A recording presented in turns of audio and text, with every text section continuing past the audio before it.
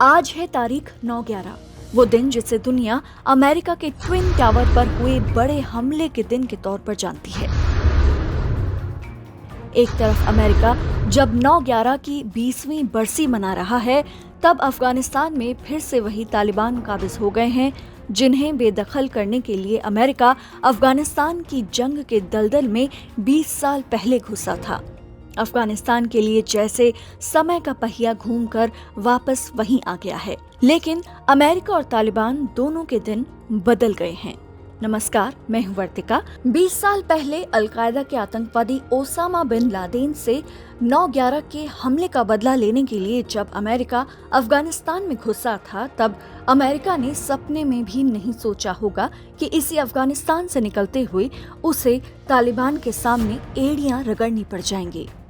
यूं तो अफगानिस्तान से अमेरिका को वापस लौटे कई दिन हो गए हैं, लेकिन अगर सब कुछ अमेरिका के राष्ट्रपति जो बाइडेन के प्लान के मुताबिक रहता तो अमेरिका आज के दिन अफगानिस्तान से अपनी मूंछों पर ताव देते हुए विदा लेता। लेकिन समय से पहले अमेरिका की विदाई के बाद तालिबान ने अफगानिस्तान पर बहुत तेजी से कब्जा जमाया और आज अफगानिस्तान में तालिबान की अपनी सरकार है। अमेरिकी सेना के जाने के बाद जो कुछ अमेरिकी और बाकी कुछ उनके करीबी विदेशी नागरिक काबुल में फंस गए थे, उन्हें अफगानिस्तान से निकालने के लिए अमेरिका को तालिबान के सामने अपनी सारी ताकत झोंकनी पड़ गई। अफगानिस्तान के हवाई अड्डों पर अब तालिबान का कब्जा है और तालिबान 30 अगस्त की कट ऑफ डेट के बाद किसी हवाई अड्डे से अमेरिका को चार्टर्ड फ्लाइट्स की अनुमति नहीं दे रहा था। उनमें से अब कई ने यहाँ से वापसी कर ली है, लेकिन इस दौरान अमेरिका ने लगातार तालिबान के कई नेताओं से बातचीत की, उनसे मिन्नतें की कि विदेशी नागरिकों को अफगानिस्तान से निकलने दिया जाए। तालिबान का कहना था कि वो विदेशी नागरिकों और वैलिड ट्रैवल डॉक्यूमेंट्स के साथ अफगान नागरिकों को बाहर जाने की इजाजत देगा। गुरुवार को जो फ्लाइट काबुल से रवाना हुई, उसमें अमेरिका, जर्मनी, हंगरी और कनाडा के नागरिक थे।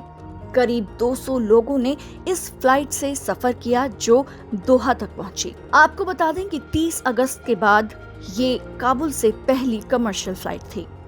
अफगानिस्तान के हवाई अड्डों पर इन दिनों अफरा तफरी का माहौल है और अभी तालिबान चार्टर्ड प्लेन्स को उड़ाने की इजाजत नहीं दे रहा है।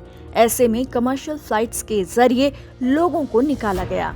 वहीं एक अमेरिकी अफसर के मुताबिक इस पूरे मिशन में 2 तालिबानी नेताओं ने मदद की ताकि बिना किसी दिक्कत के लोगों को विमान तक पहुंचाया जा सके। अमेरिकी सेना के लौटने के बाद काबुल एयरपोर्ट काम करना बंद कर चुका था।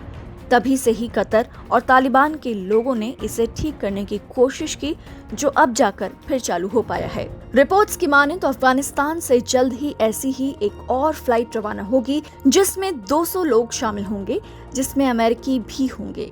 हालांकि अभी तक ये साफ नहीं हुआ है कि काबुल से सामान्य तौर से अंतर्राष्ट्रीय फ्लाइट सर्विस कब तक शुरू हो पाएगी, लेकिन अभी जो उड़ान शुरू हुई है उससे लोगों को कुछ राहत जरूर मिलेगी। गौरतलब है कि अमेरिका इस वक्त अफगानिस्तान को लेकर अपनी सारी गतिविधियां कतर से ही चला रहा है। दोहा में ही सारे ऑपरेशंस काम कर रहे हैं और आने वाले दिनों में यही स्थिति रहेगी। ऐसे में विदेशी नागरिकों को अफगानिस्तान से बाहर निकलने का सबसे सुरक्षित रास्ता अमेरिका को दोहा तक की चार्टर्ड फ्लाइट ही लगी।